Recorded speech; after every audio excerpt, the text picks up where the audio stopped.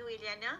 All right, 2 more students, and then we can have someone else. Okay, Aisha can help, and Atira also can help. All right, be the timekeeper, yeah, Aisha.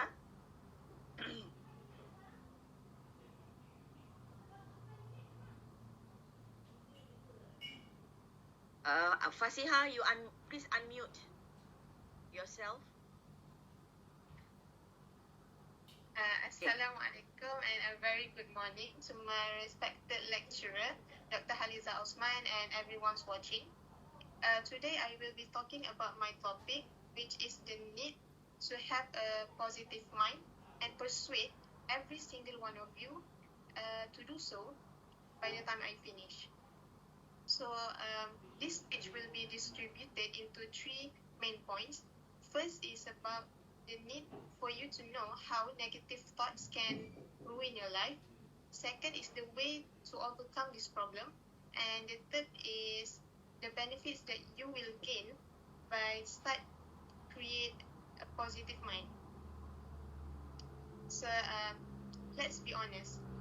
Do you ever feel sad or down, or do you ever feel excessive tiredness or low energy and problem sleeping? If you say yes, then it means that you have a symptom of stress and anxious. So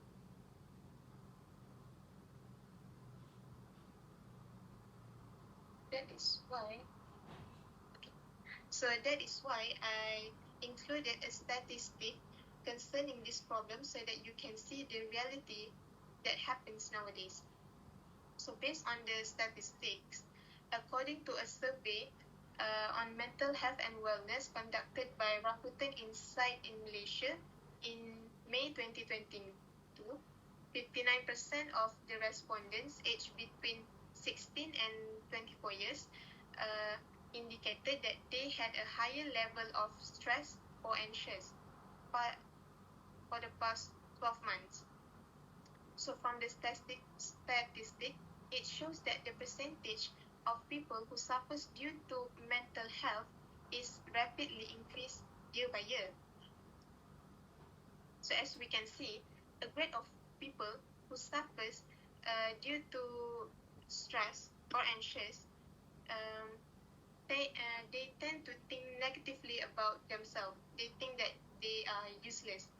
But can you imagine what if this type of thinking turn into positivity? How will it change them?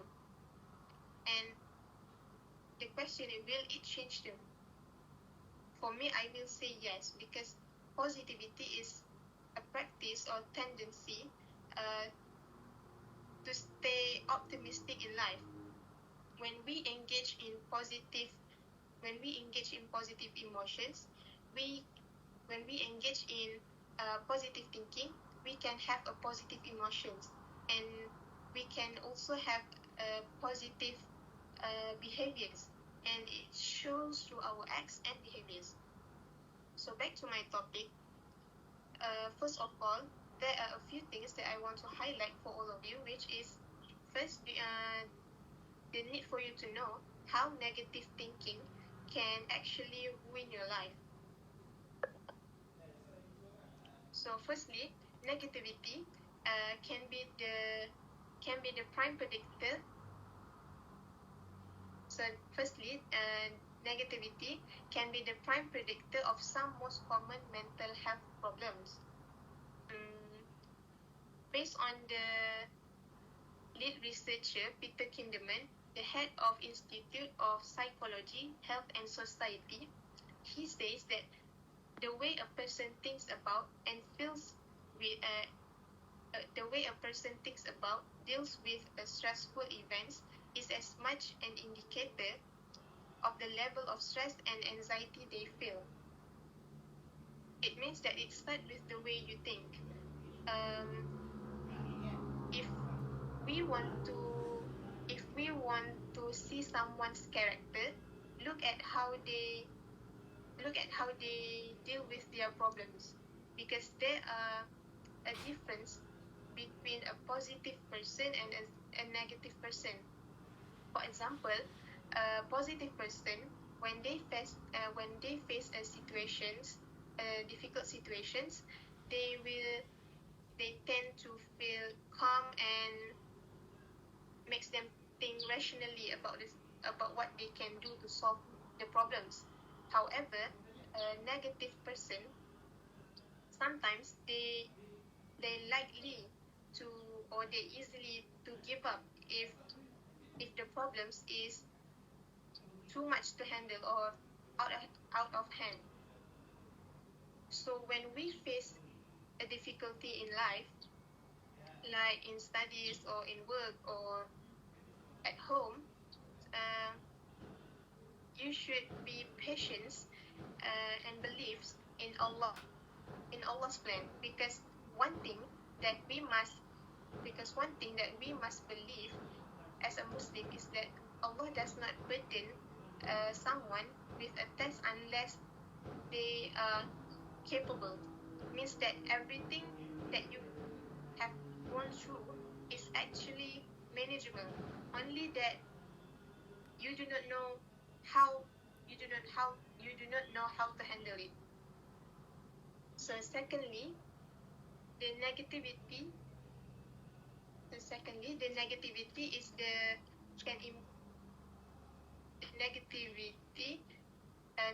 negative thoughts, like the critical inner voice in individuals, can also be their great enemy. For example, the inner critic. A negative inner critic can influence how you feel and behave, which can lead to a negative self-talk. Negative self-talk is like you criticize yourself. You say to yourself that, I'm ugly, I'm fat, or I'm poor, or something that is negative. You say it to yourself. And the inner critic voice, when you say that, the inner critic voice can also cause a great source of stress. Anxiety is one of the mental health diagnoses that related to negative message from your inner voice. And nowadays, what I can see is that media social can actually be the main reason of the developing inner critic in individuals, because people are too concerned about someone's comment or someone's critics on their page. They take it too serious until it makes them feel depressed, feel down, and it lower their self-esteem.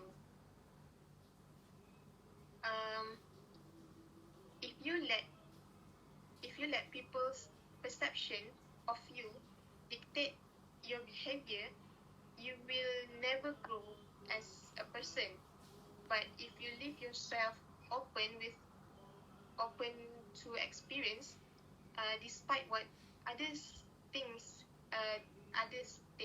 then you will learn from it and grow. So, however, I cannot say that inner critic is not good, because sometimes our inner critic can encourage you to move forward. It's like it can be bad for you and it can be good for you. And the good side is it can be your motivation to move forward.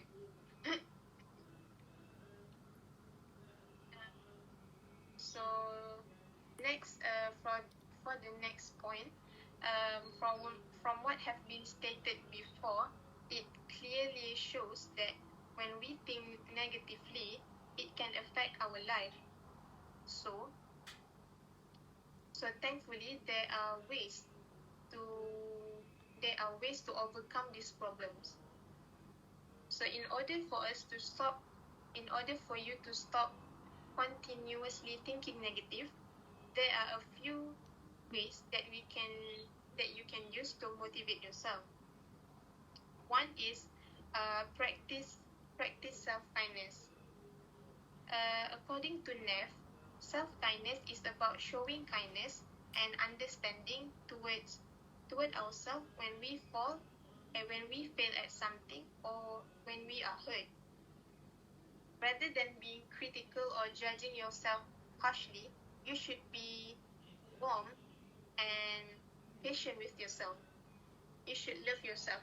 If you keep being harsh on yourself, criticize yourself, then who will love you? It should start with you. You should start love yourself, not keep judging yourself. So in short, showing self-kindness means treating our worth as unconditional even when we fall, even when we have problems. So for instance, how to practice self-kindness is giving yourself self-reward. Self-reward is like me, when I finish something or when I finish my work, I give myself a reward like hanging out or watching movies or eat a good food in a nice restaurant. It's like you give yourself a reward after you've done everything after you've done your best.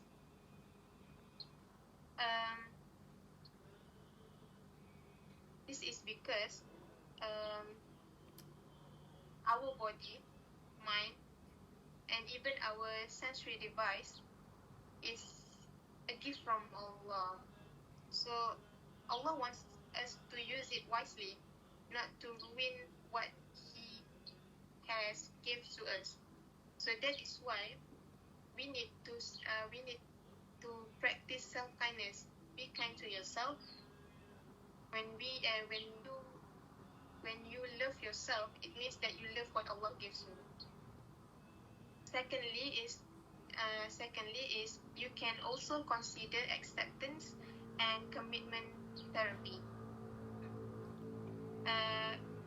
Acceptance and commitment therapy is a type of therapy that aims to help patients to accept what is out of their control and instead commit to actions that enrich their lives. Means that when you accept, means